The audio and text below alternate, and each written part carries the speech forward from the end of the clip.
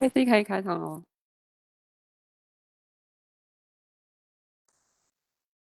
听得到，开始了吗？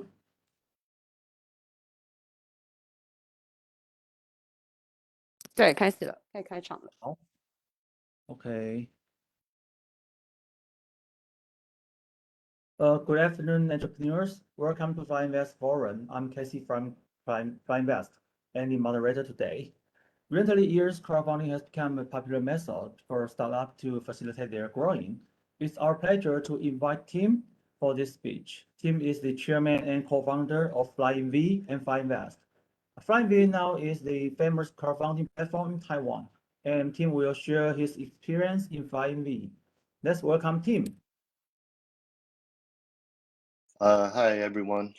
Well, I know it's great to talk to everyone today, and I know everybody's time is valuable, so let's get started.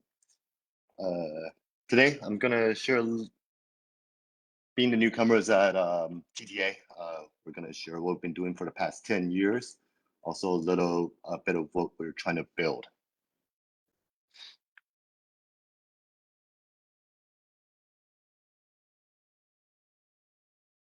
So if everyone could see the PowerPoint, fine, let's get right started. A little bit about myself. I came to Taiwan from California in 2004, and the reason being just I was I'm Taiwanese, but my Chinese was quite poor, and I wanted to live in Asia, and of course Taiwan made perfect sense for me. And so it wasn't like I don't have a great coming home story. It just basically I wanted to live a place that's convenient and safe and have a good time. And so in 2000, so years later in 2011, we started planning for a flyingV. The point being, the point wasn't to build a crowdfunding platform per se. It was like everything we do, everything comes from demand from our work experience or life experience. And at the time, Taiwan, just like the US, faced similar issues, or we're at crossroads. The freeze of wages and pay, the inability for creators to find initial funding, and on the other side, it was harder to find good case studies to invest in. So basically, what society was missing is a tool to kind of start that step from 0 to 1. And looking at the US, crowdfunding started in probably 08, 09. It really made an impact in the first couple of years. And we thought maybe we should try to do it in Taiwan. And just like anything else, crowdfunding isn't a new concept.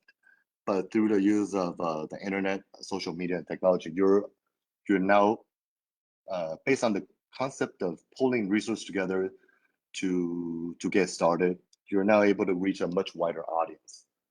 And even though in a population of 24 million, about 24, 23 million, there are quite a few pointers that we saw that would make it viable to do crowdfunding here. So the demands that I mentioned before, but also the eases of online shopping, the way people are willing to try new things, and just the general trust in society are kind of key figures in the success of crowdfunding. So we started in 2012, and the point we it's kind of like the last dance. We jump back to 10 years later, and this is what we've tried and have continued to build. On this chart, you can see different logo and stuff. These are kind of our little ecosystem. Starting from the crowdfunding platform, we then went on to, because of the various types of creators that we need in crowdfunding, they have various needs. So we have a company that shares creator resources, everything from space, writing, photography, video, you name it, even supply chain. So we have a team that addresses this issue. And also, the point isn't to help someone crowdfund only. You want to be able to use our crowdfunding platform as a funnel So we want people to have the right tools to take that first step, but also the ones that post crowdfunding, when they continue to grow their business, we want to be right there with them. So Rolla is a product development and marketing distribution firm that does everything post crowdfunding. Because during crowdfunding, our team we have the crowdfunding know-how, and this know-how we've been able to share in thousands of workshops, online seminars, all that. Also with our project management team, all this data is transferable and usable for additional. Why didn't you? Hold on, let me share this.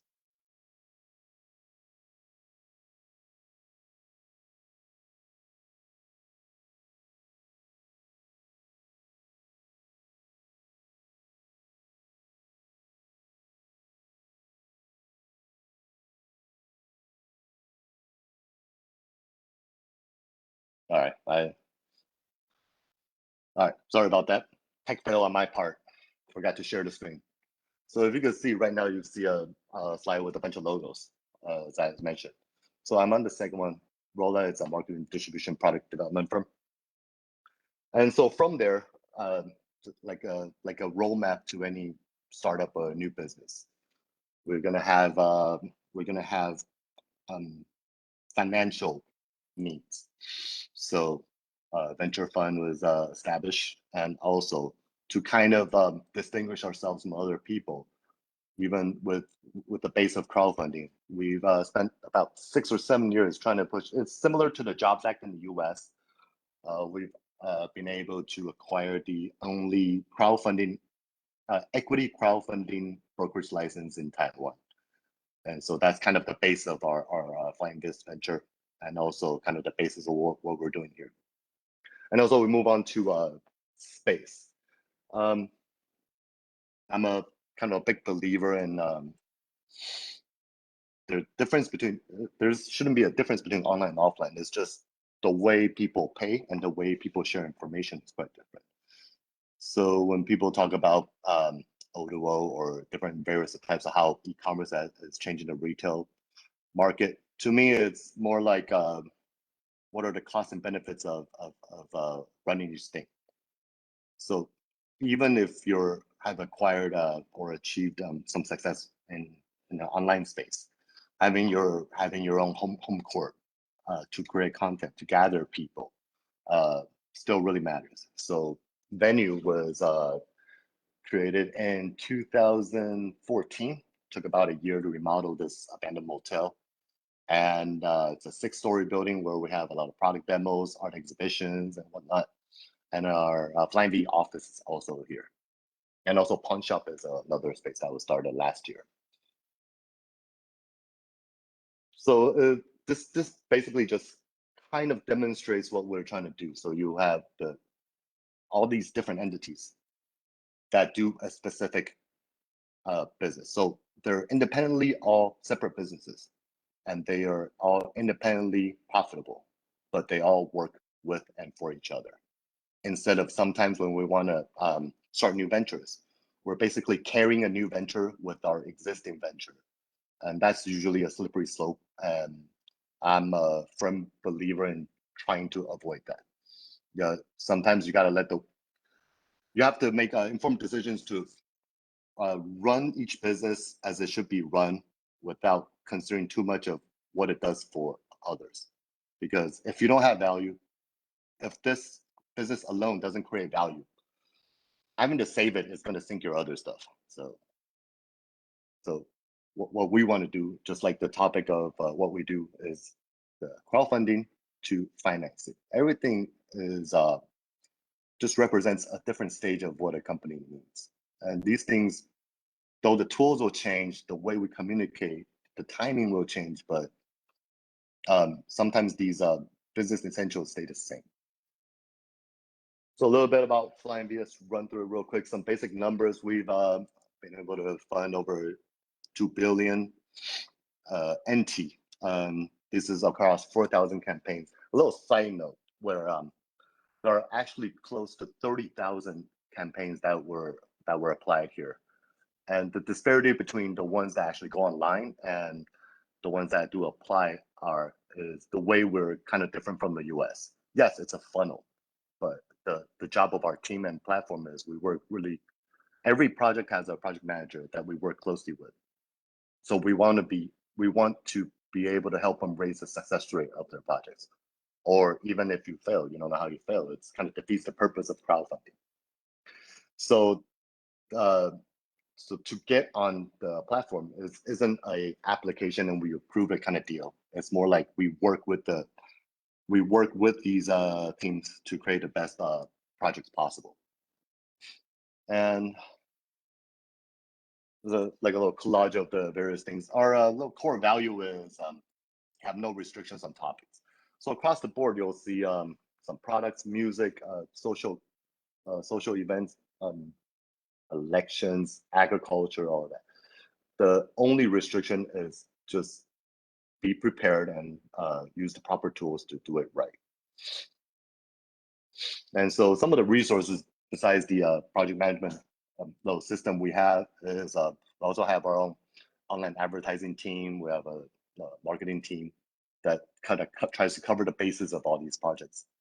And some of the resources I would share with the public is we have a online kind of tutorial called Wiki, where it covers the basic elements of how you should prepare for a crowdfunding campaign. We've also hosted over 1,000 workshops across city and counties.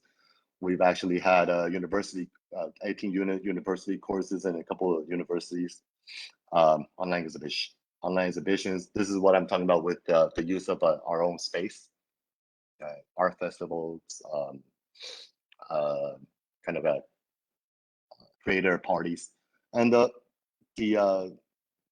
whole point of art and business. Well, to me, it makes no difference. Where if you try to clearly define what is what, because we should consider everything as a job.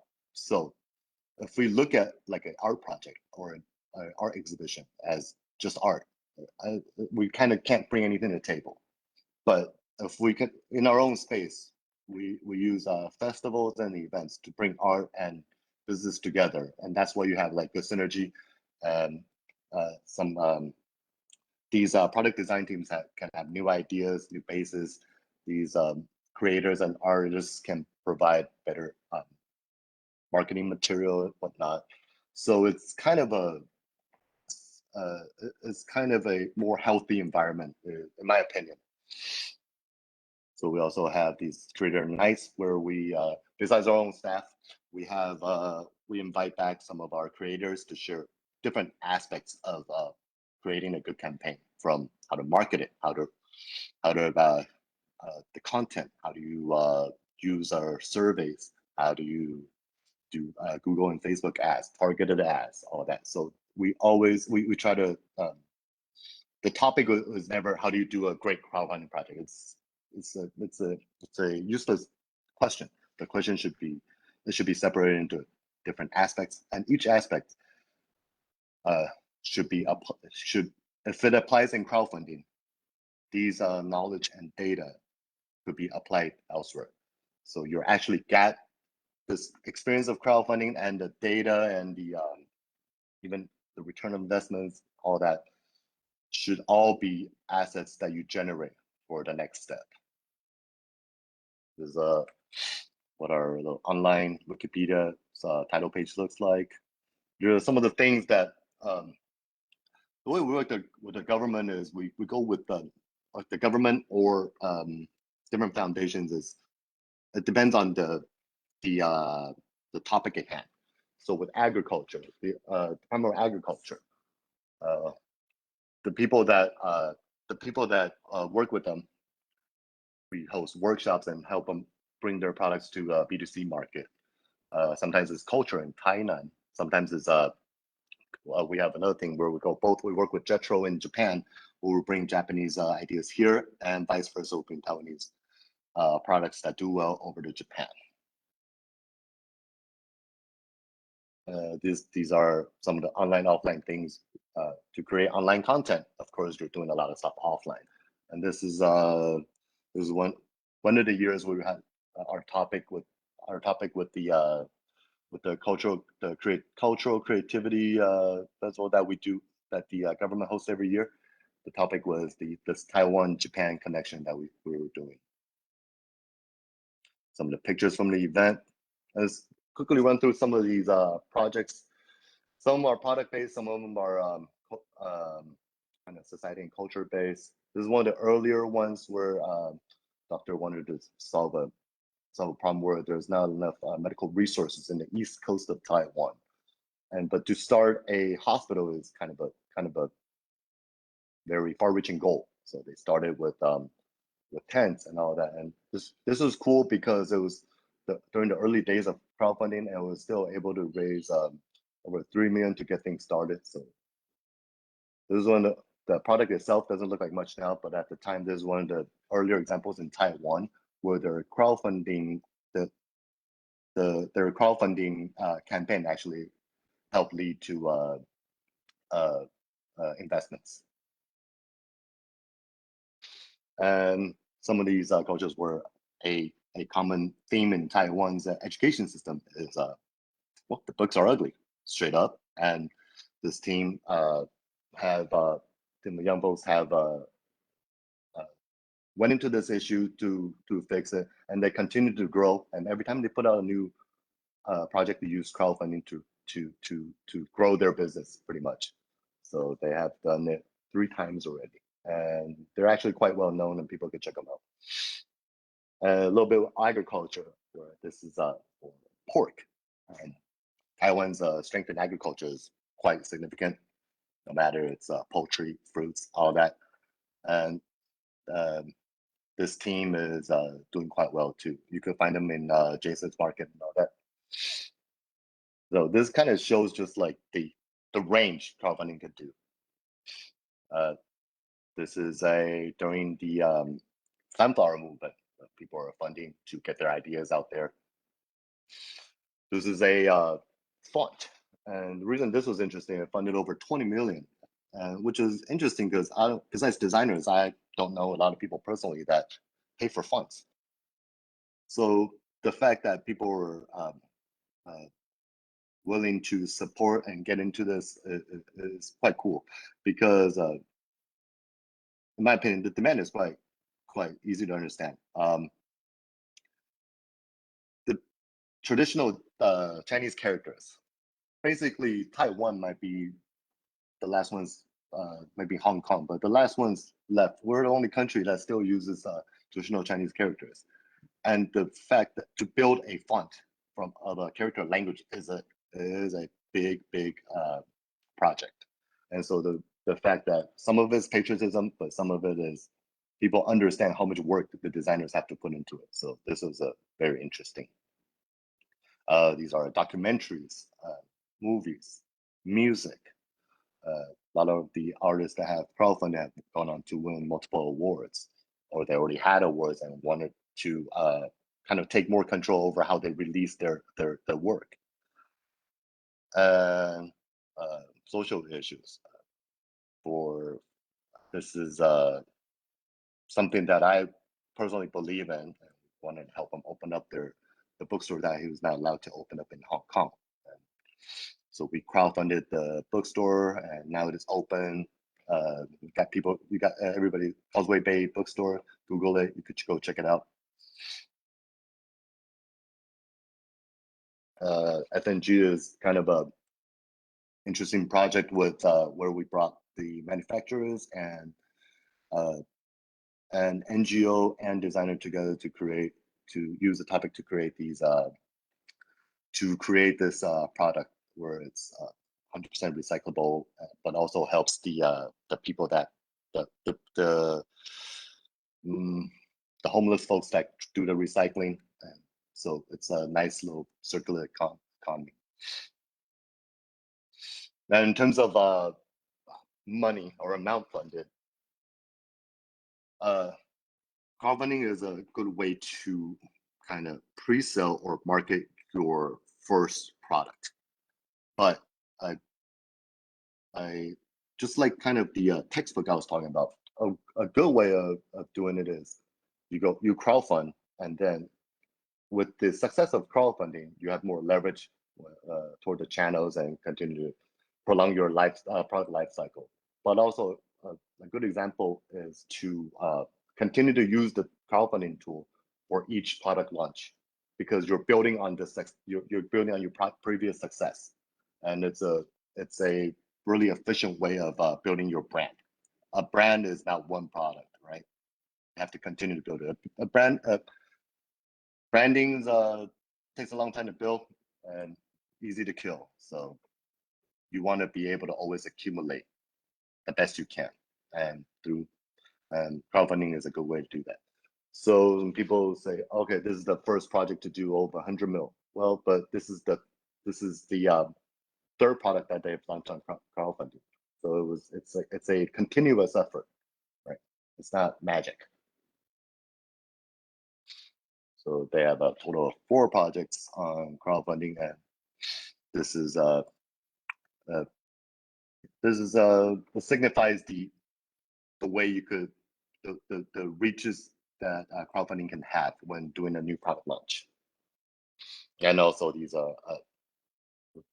this is to start a museum, one in Japan and one in Taiwan. So it's funded, opening up this year.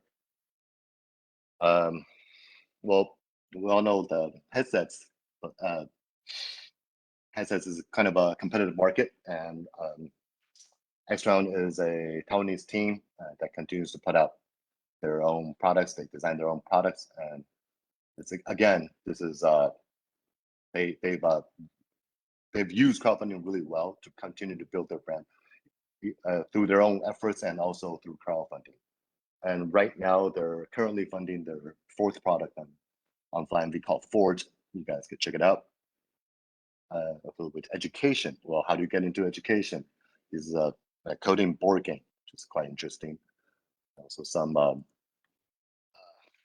the combination of art and urban regeneration is quite interesting. It's quite interesting. And this is in Tainan, where outside designers go in and try to revive that street, working alongside people that are already there. So that's pretty cool. And of course, with NGOs, with NGOs, this is kind of a success story where they put out their material and people are willing to back the topics. It gives NGOs new choices on how to grow and how to get a bigger reach. So let's go to venue real quick. This is what it looks like. This is where I'm currently at right now. I'm at the 2nd floor, and it used to be an abandoned motel. Worked with the owner, created a new business called Venue, renovated it, started at Christmas of 2015, and hosted countless events, festivals, product launches, whatnot. And also we host our own events too. So it's like a nice synergy we have going on. And these are some of the stuff we've done. Some of it is we work with our neighbors. Some of it we bring our flyingV product creators together to create new demos, new campaigns.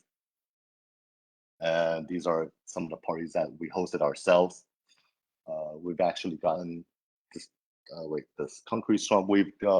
This is over 1,000 heads in one night, so quite interesting. And so this art festival is also, it does 2 things: to generate new ideas, but also to be more in sync and bring more value to our neighbors. Just like in a platform, we want to bring value to our creators. Yes, we get a lot of value from our creators, but it works both ways. So with the space, I think is the same thing. A space with no content or the inability to create content is useless. It becomes a liability. So the same thing could be a liability or an asset. But to build this asset, you have to have your own curating capabilities. And this is one thing we've tried to done in the past few years. Then you could show people how it's done, and more creative types, and we could continue to learn, because there are lots of times where I went to different exhibitions and whatnot. And I didn't really understand it, but it was pretty cool. And there are really artsy ones, and there are really kind of business targeted ones where like Red Bulls, DJ contests would do it once a year here, Go Girl events and all that. So business and art can coexist, and when it works, it's pretty cool. And if it doesn't work, it doesn't really matter. Is how I see it. Some of the picture, and everybody's welcome to come check it out when the pandemic kind of dies down. And of course, the final stages is our flyingVest ventures with and our equity crowdfunding license. So the point is, besides helping our teams with marketing, product creation, and all that, financing is kind of like the a final piece of the puzzle, and we would just want to be able to create, bring more diverse types of financing. Okay, investments, loans, equity crowdfunding, which how much of a piece we want to give up at which round. The whole point or the value I think we want to be able to bring is diversity and more choices, and how you build your businesses, because just like any type of business, the way financing is gathered, it keeps changing too. And so everything I mentioned before should help bring, and also with our license, should help us be able to achieve this diversity in financing. And of course, we're really happy to join the Taiwan Tech Arena. So we have we could work with all of you, and the whole thing is we want to be able to build what we can control, but also be able to share our resources with our partners. And I hope that the next, because I think in Taiwan, just in the past 2 years, you could tell our lives are still, in terms of like impact compared to other places, it's still quite minor. I know it seems bad, but really in the past 2 years we've suffered for 2 months. So but the end of this year and next year, I think a lot of things are going to be pretty exciting. Just the fact of how Taiwan goes, kind of Taiwan keeps moving forward, and also a lot of the way other countries are opening up. And so next year, the next couple of years are going to be quite exciting. And through the things we've built in the last 10 years, and like meeting new friends and how we share our resources, I think the next few years will be very successful. Thank you very much, and glad to answer any questions. Thank you.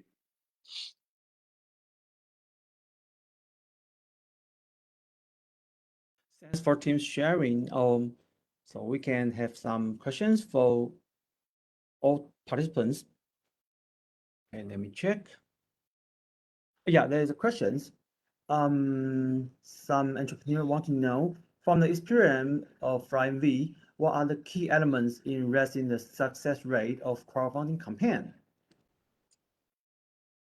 Okay, this is kind of a common question, but it's a loaded question. So, 2 elements of crowdfunding, just like anything else. The quality of the product is given, but what our team and what we help and do is to have all the tools ready to go. So a crowdfunding campaign, to give it an idea, from having a prototype to actually launching the campaign, on average, for a really good one, takes about 3 months of preparation. And the 3 months of preparation is broken down into, it's kind of like decorating, it's kind of like opening up a store. So you have 2 months just pricing, your photos, your video. How do you explain your projects? Who, what, when, where, how, all that, what it looks like, and then the next month, after 2 months, you kind of have the place built.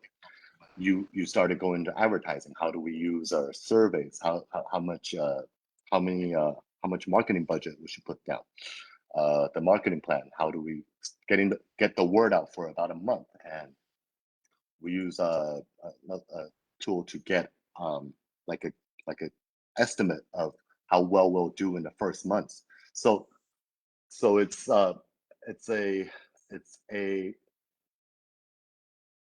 if you're underprepared, you definitely will fail, is the short answer. And the long answer is prepare for it as if you're launching any other product. So you're not doing it just for profit. So a lot of things that you're building, these advertising, all the stuff that we'll give you and tell you how to do and or work with you on are things that are useful after crowdfunding.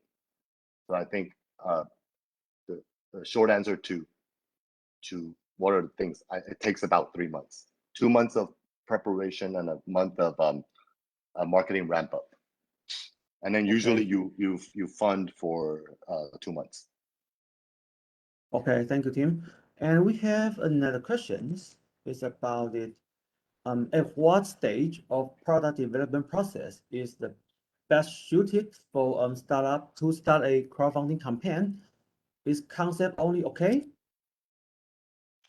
Yeah, for us, you have to have a prototype, and we also have little tools built in where you could you want to be able to estimate your budget through a pie chart and also a schedule. The whole point is so you're asking people to pay you and wait for your product. So that trust level is you have to build that trust, and also you as from our perspective from running the platform, it's our responsibility to filter it or to make sure that you're ready to go. So you have to have at least a prototype, and we'll go over with you your manufacturing schedule. How do you calculate your BOM cost? How much are you planning to spend? So my advice for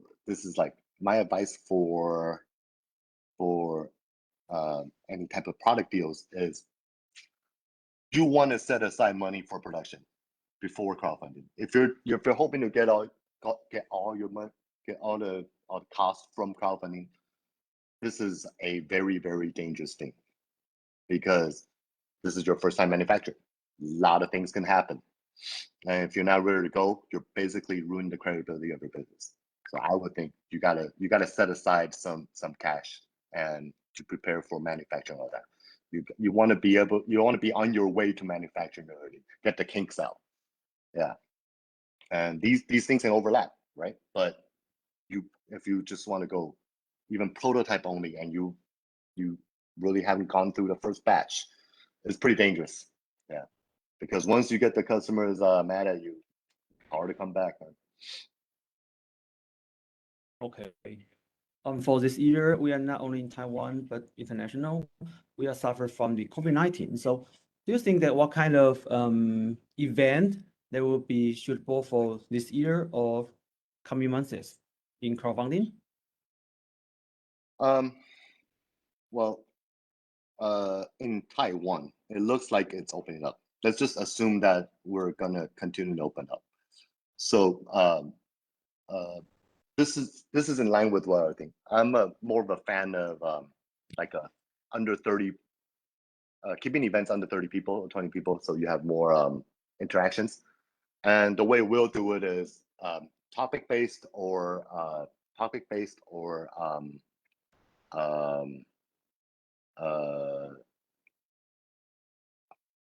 where you are in the supply chain base. Let me explain it real quick.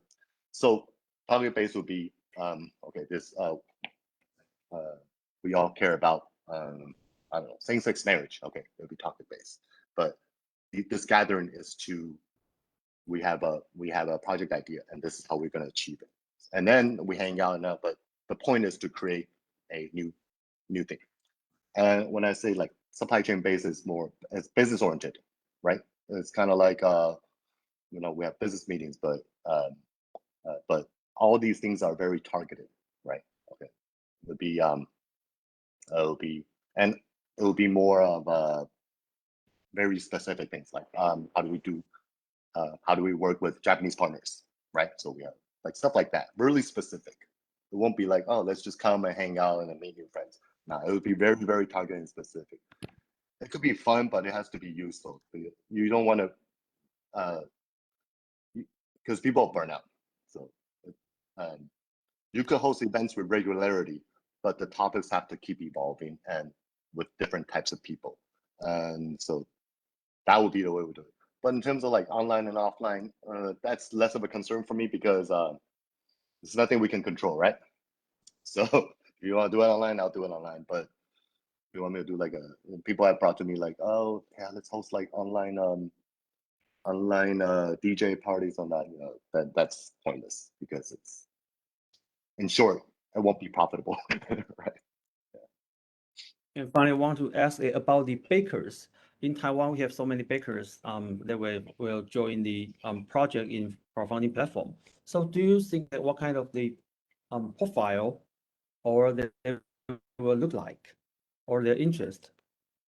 Okay, because there's such a wide range of topics, so the generalizations that we have or the data that we have are very, very consistent with e-commerce. So it'll be 24 to 38 mostly, and we have about 55% of women, 55% of the money amount backed, not based on transaction. A couple per transaction, our average is about 3,000, but it's because it's a wide base, right? There are things that are under 1,000, there are things that are 10,000, but the average is about 3,000. And the success rate, meaning if these projects are reach or go over their goal, we're at about 60%. And yeah, that's about it. Because in terms of like gender, so we don't have education data or none of that. So it's usually age and gender, and that's very consistent with people that do online shopping. And the another thing I could share with you, the people that use the platform, it's about 70 to 30 mobile to PC. So mobile is about 70.